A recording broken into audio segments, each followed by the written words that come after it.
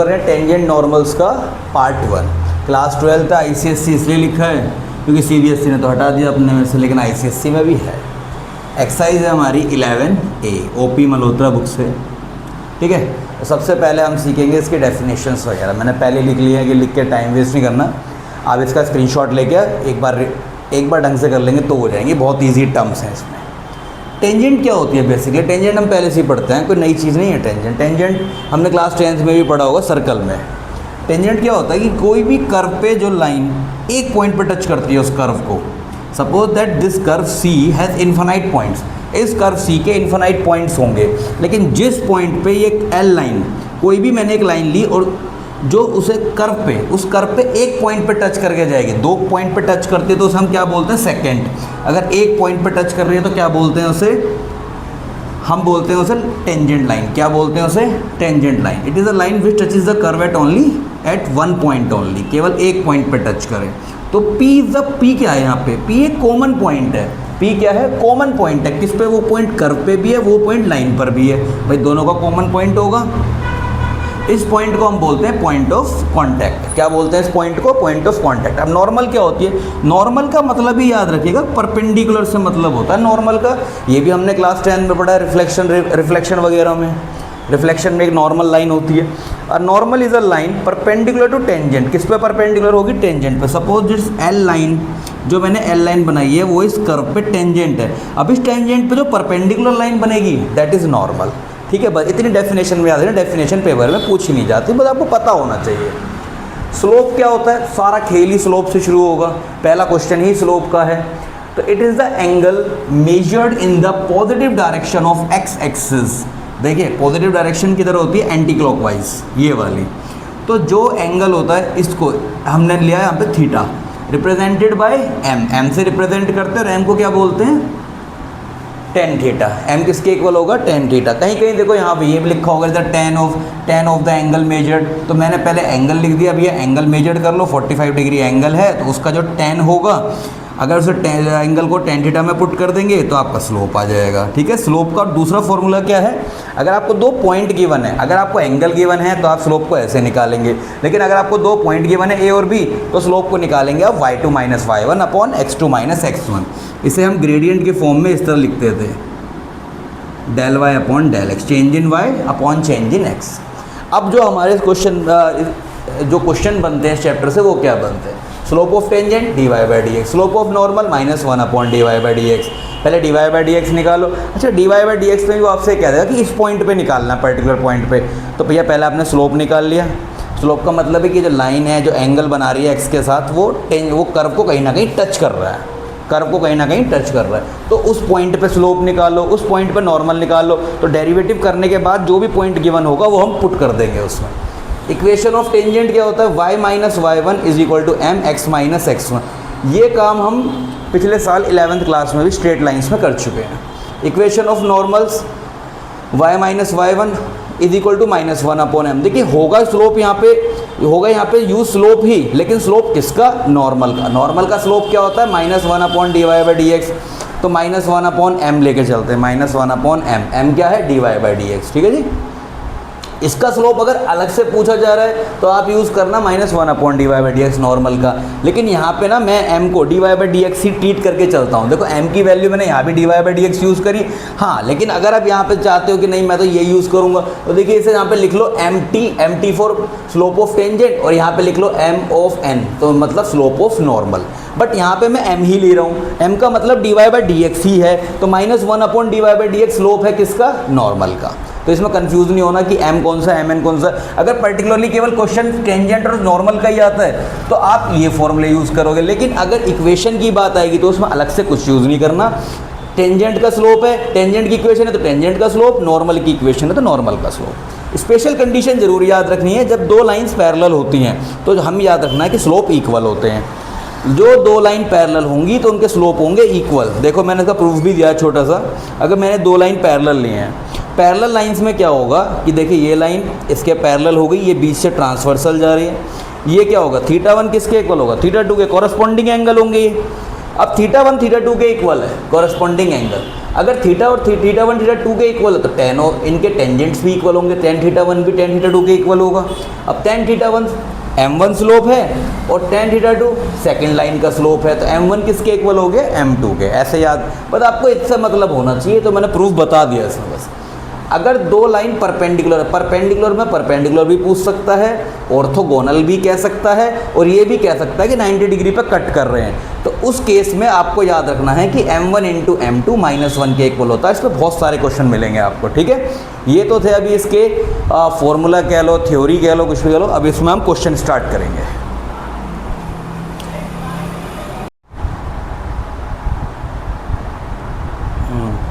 तो exercise start करते हैं 11A से। क्या कह रहे हैं, find the slope of the following curve. तो स्लोप में मैंने क्या सिखाया था, हमारे पास पहला क्वेश्चन है 4/x। पहले क्वेश्चन के हम पांचों पार्ट करेंगे। तो dy/dx 1/x का डेरिवेटिव होता है बेटा -1/x², ठीक है। डायरेक्ट याद रखेंगे 1/x का डेरिवेटिव होता है dy/dx -1/x²। तो इसका क्या बनेगा -4/x²। पॉइंट आपको x भी गिवन है और y भी गिवन है। देखिए सिंपल सी बात है, अगर आप चाहें तो इसे x1 करके भी सॉल्व कर सकते हैं कि आप लिखें यहाँ पे नहीं जी, मैं तो टेंजेंट किसी स्पेसिफिक पॉइंट की बात कर रहा ना, मैंने dy/dx करा इसका। जिस पॉइंट पे मैंने dy/dx लिख दिया वो स्पेसिफिक पॉइंट ही आ गया -4/x²। वो स्पेसिफिक पॉइंट आपको x गिवन है 2 और y गिवन है 2, ठीक है। तो -4/2 का स्क्वायर 4, आंसर आ गया -1, खत्म। आपको डेरिवेटिव करना है, जो गिवन पॉइंट है वो पुट करना है। 2x² का क्या होगा 4x, 1 पुट करिए 4, खत्म। अगला क्या है, x = 1 पे slope of the following curve, केवल स्लोप निकालना है। केवल स्लोप में आप निकालते हैं dy/dx, ठीक है, केवल m की वैल्यू, और m होता है dy/dx के इक्वल। अब स्लोप ऑफ टेंजेंट आपको क्या होगी सर, अलग से नहीं कर देखो, मैंने आपको सबसे पहले स्लोप की डेफिनेशन लिखवाई थी। स्लोप में बताया था y2 - y1 x2 - x1 बताया था। एक्चुअली में वो जो ∂y/∂x है वही dy/dx के इक्वल होता है। तो यहाँ पे अगर आप स्लोप पूछे तो simple dy/dx 2 - 2x, value put करो 1 की, तो कितना आएगा 2 - 2 0, ठीक है। अगर स्लोप कभी भी 0 आता है, तो एक बात और ध्यान रखनी है, स्लोप कब 0 होगा, इफ स्लोप = 0, तो इसमें भी एक कंडीशन लिख लो, शायद स्टार्टिंग में रह गई थी, then the line is parallel to x axis, इसे नोट कर लीजिएगा। If slope = 0 the line is parallel to x axis, and if slope = not defined, जिसे आप इन्फिनिटी कहते हो, slope = not defined, then the line is parallel to y axis by या और perpendicular to x axis. तो इन बातों का खास ख्याल रखें, ठीक है जी। अगर पूछे कि m = 0 क्या रिप्रेजेंट कर रहा तो बताना, फालतू में नहीं कुछ भी। इस पर आ जाते हैं, जरा देखते हैं क्या बनता है। dy/dx 2x और sin x का cos x, वैल्यू पुट करिए, ये होगा 0 और cos 0 होता है 1, आंसर आ गया -1। इसका f' करिए, sin x का cos x, sin 3x का, sin का होता है cos, और बेटा जी 3x का आएगा 3, वैल्यू पुट करो π/3, 9 cos π/3 प्लस 3 को बाहर ले लीजिए, cos 3 × π/3, cos 60 की वैल्यू 1/2 और 3 cos, 3 से 3 गया, 3 cos π, cos π की वैल्यू होती है जी -1, 9/2 -3, सॉल्व करोगे आंसर आएगा 3/2, ठीक है। अब हमारे पास सेकंड क्वेश्चन है, फर्स्ट क्वेश्चन कंप्लीट हो गया। सेकंड क्वेश्चन में कह रहा है फाइंड स्लोप ऑफ नॉर्मल, और कर्व क्या है y = 3x², एक कर्व आपको गिवन है, कह रहा है इसके नॉर्मल का स्लोप निकालना है। देखो अब उसने क्वेश्चन में कहा है ना find slope of normal, slope of tangent कहता है dy/dx निकालता, स्लोप कहता तो भी dy/dx, लेकिन अब उसने क्वेश्चन में स्पेसिफाई किया है स्लोप ऑफ नॉर्मल, निकालेंगे इसके लिए भी dy/dx ही। वो निकाला dy/dx कितना है 6x, किस पॉइंट पे निकाल रहे हैं, तो इसे इस तरह से लिखेंगे पेपर में अगर आ जाए तो dy/dx एट इसके पैरों में x = 2, कितना आएगा 6 इंटू 2, तो पर्टिकुलर पॉइंट मिल गया आपको, ये आया 12। ठीक है, ये वैल्यू किसकी हो गई, m की। ठीक है जी, आपने m निकाल लिया, लेकिन जवाब क्या हो गया sir, slope of normal. Slope of normal कितना होता है, -1/m। तो कितना आया ये, -1/12। इस बात का खास ख्याल रखना है जी। अब अगला जो क्वेश्चन है ये इंपॉर्टेंट इसलिए क्योंकि इस क्वेश्चन में टोटल इक्वेशंस निकालनी, इक्वेशन टेंजेंट और नॉर्मल्स की दोनों बतानी है मुझे। ठीक है, तो सबसे पहले टेंजेंट नॉर्मल की इक्वेशन मांगे, कुछ भी मांगे, जो अब तक हमने काम किया वो दोबारा करना पड़ेगा, dy/dx दोबारा से निकालना पड़ेगा। तो dy/dx निकाला, ये मेरा m निकल रहा है। अब कितना होगा, 4x - 3। वैल्यू पुट करो 1,2, 1 ही पुट होगा क्योंकि तो y की वैल्यू है, y तो कहीं यूज़ हो नहीं रहा। 4 × 1 - 3, तो जी स्लोप आ गया 1। ये स्लोप ऑफ टेंजेंट आया, याद रखना। अब इक्वेशन ऑफ टेंजेंट, जब आप m निकाल दो तो इन बातों को याद ही नहीं रखना, हमें तो इक्वेशन से मतलब है, इक्वेशन हमारी सही आनी चाहिए। तो सर टेंजेंट की इक्वेशन होती है y - y1 = mx - x1। देखो मैं एक बार इक्वेशन लिख रहा हूँ, बार बार नहीं, बार बार मैं डायरेक्ट आपको बताऊंगा कि ये इक्वेशन यूज़ होगी। y - y1, y1 पॉइंट है ये वाला, जो आपको पर्टिकुलर पॉइंट गिवन है, दैट इज x1 और y1। यूज़ करिए 2, m कितना निकाला है 1, x - 1। ठीक है जी, ये आया y - 2 = x - 1। अब इक्वेशन को जब हम ओरिजिनल फॉर्म में लिखते हैं तो इक्वेशन को mx + c में भी लिख सकते हो, y = mx + c।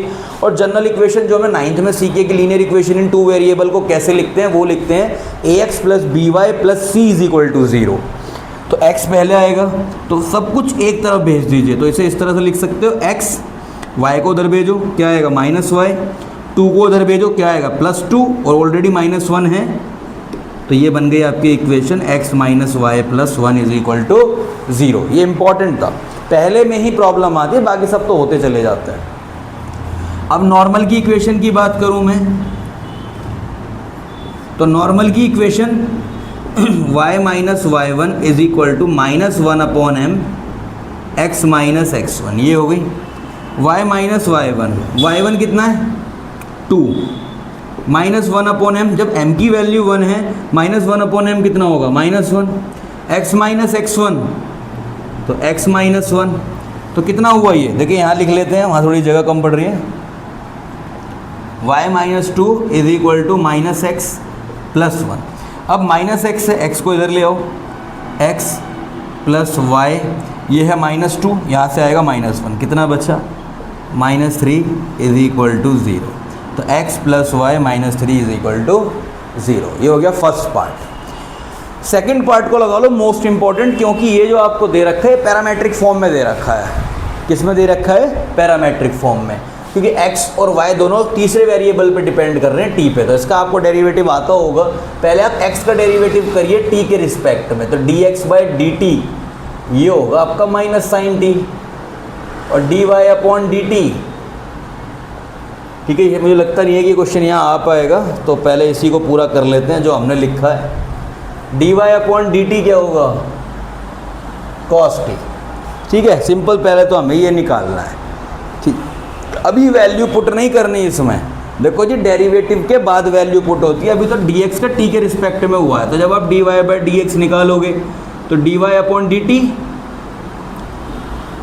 dx/dt करेंगे, तो ये क्या होगा cos t -sin t, that will become -cot t, and dy/dx at t = π/4 कितना होगा, ये आप लाइन बना सकते हो इस तरह से, या इस तरह से एक ब्रैकेट टाइप बना सकते हो, इसमें कोई -cot t, और t की वैल्यू है π/4, π/4 1 होगा, तो स्लोप आ गया आपके m की वैल्यू क्या आ गई -1, m आ गया -1। अभी आया स्लोप।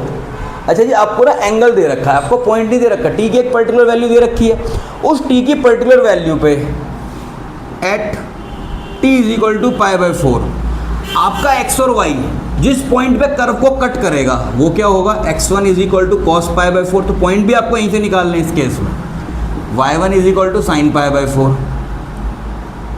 तो पॉइंट क्या आ गए आपके जिसको हम पॉइंट ऑफ कांटेक्ट बोलते थे स्टार्टिंग में, सबसे पहले से ही पॉइंट ऑफ कांटेक्ट क्या है, जो टेंजेंट और कर्व दोनों पे कॉमन है वो पॉइंट क्या है, cos पाई बाई 4 1/√2 कोमा 1/√2।